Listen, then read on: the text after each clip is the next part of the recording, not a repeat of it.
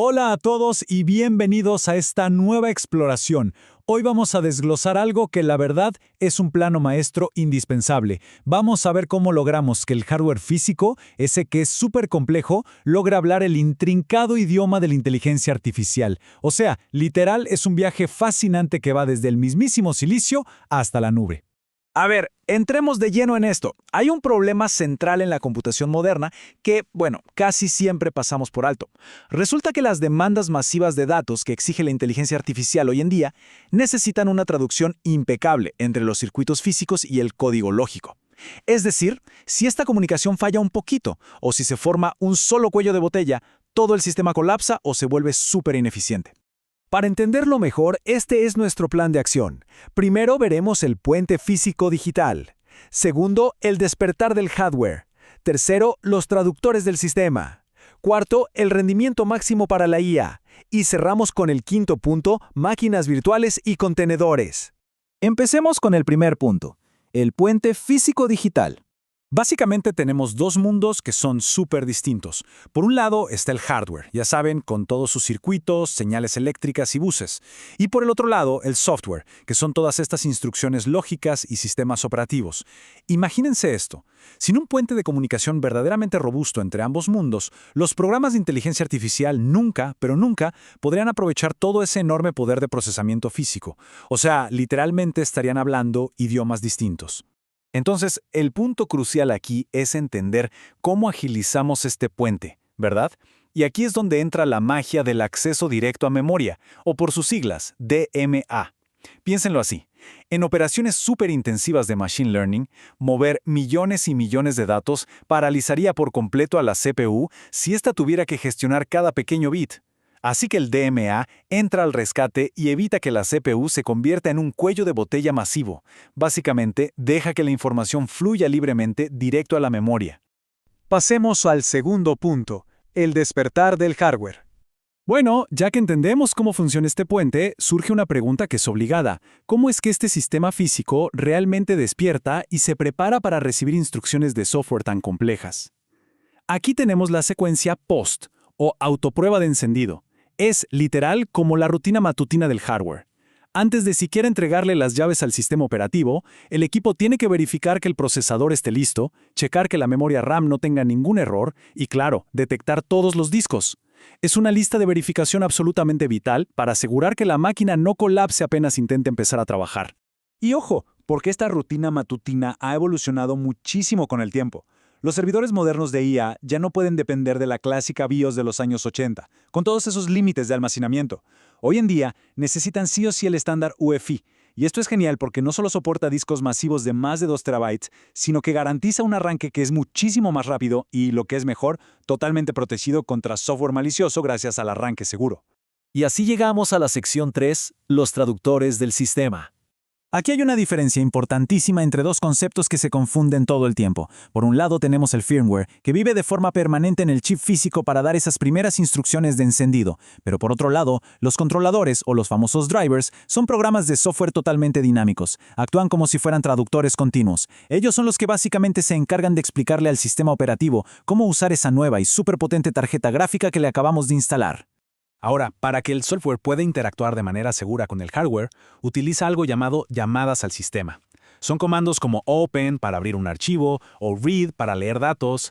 Piénsenlos como senderos completamente seguros. Lo que hacen es permitir que una aplicación de IA solicite recursos de la máquina, cambiando el procesador a un modo privilegiado, pero sin correr el riesgo de causar un fallo catastrófico en todo el sistema. Pero claro, si estamos hablando de inteligencia artificial, hay controladores que son absolutamente esenciales. O sea, NVIDIA CUDA o AMD ROG no son solo simples drivers para que se vea bonita la pantalla. Son la magia pura que permite a frameworks como TensorFlow o PyTorch acceder de forma directa a los núcleos matemáticos de la GPU. Para ponerlo en perspectiva, sin ellos, entrenar un modelo complejo sería un dolor de cabeza, esquivaría por completo la tarjeta gráfica y sería dolorosamente lento, porque estaría usando únicamente la CPU. Lo que nos lleva al punto número 4, el rendimiento máximo para IA. ¿Saben? Configurar el sistema operativo de manera correcta es fundamental para evitar que el hardware se quede ahí, sin hacer nada, esperando que lleguen los datos. Por ejemplo, implementar Huge Pages nos ayuda a gestionar la RAM en bloques enormes, en lugar de pedacitos minúsculos. Además, usar unidades NVMe elimina casi de inmediato esos molestos cuellos de botella de lectura. Y bueno, bloquear el procesador en el modo de rendimiento garantiza que los cálculos no sufran caídas de frecuencia de la nada. Son ajustes rápidos, sí, pero créanme, son súper críticos. Y si miramos la GPU, la optimización va todavía un paso más allá.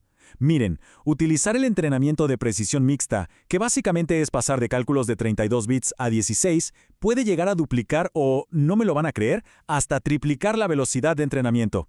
Esto pasa porque aprovecha súper bien los Tensor Cores. Eso sí, todo esto funciona de maravilla siempre y cuando mantengamos el equipo bien refrigerado, controlando que la temperatura esté por debajo de los 83 grados Celsius. Finalmente llegamos a la sección 5, máquinas virtuales y contenedores. Justo en el corazón de esta tecnología nos topamos con el hipervisor. Me gusta imaginarlo como el director de tráfico definitivo. Su único propósito en la vida es garantizar que los distintos entornos virtuales compartan el mismo procesador, la misma memoria y los mismos discos físicos, pero sin pelearse entre ellos ni interferir en las operaciones del vecino. Y hay un contraste bastante fascinante cuando vemos los diferentes tipos de hipervisores. El tipo 1, también conocido como bare metal, se instala directamente sobre el hardware, y la verdad ofrece un rendimiento brutal, ideal para los centros de datos pesados. Por otro lado, el tipo 2 se instala sobre un sistema operativo tradicional. Y sí, claro, ahí perdemos un poco de rendimiento, pero a cambio nos da una comodidad increíble para todo lo que es desarrollo y pruebas del día a día. Ahora, dentro del mundo de la virtualización, estamos viendo una batalla súper interesante. Por un lado, las máquinas virtuales nos dan un aislamiento total porque clonan todo un sistema operativo completito, pero claro, eso se come muchísimos recursos. Por otro lado, tenemos los contenedores, como Docker, que honestamente han revolucionado la inteligencia artificial. Como comparten el núcleo del sistema, son increíblemente ligeros y rapidísimos de iniciar. Y lo más importante, son perfectos para reproducir entornos de código de manera exacta y sin fallas. Pero a ver, para quienes se dedican a la ciencia de datos, hay algo que yo llamaría el truco definitivo, y es el pass-through de GPU. Esta tecnología es una locura. Permite que una máquina virtual atraviese al hipervisor y básicamente secuestre una tarjeta gráfica física al 100%. Es sin duda la manera perfecta de tener entornos súper seguros y aislados, pero sin sacrificar ese rendimiento salvaje y casi nativo que necesitamos, sí o sí, para un entrenamiento pesado de Machine Learning. Bueno, ya hemos recorrido este fascinante camino de cómo integramos el silicio físico con las exigencias del software más moderno. Pero nos queda una reflexión bastante provocadora en el horizonte. A medida que la computación cuántica deja de ser esta cosa de ciencia ficción y se va convirtiendo en una realidad palpable, empiezan a surgir nuevos paradigmas.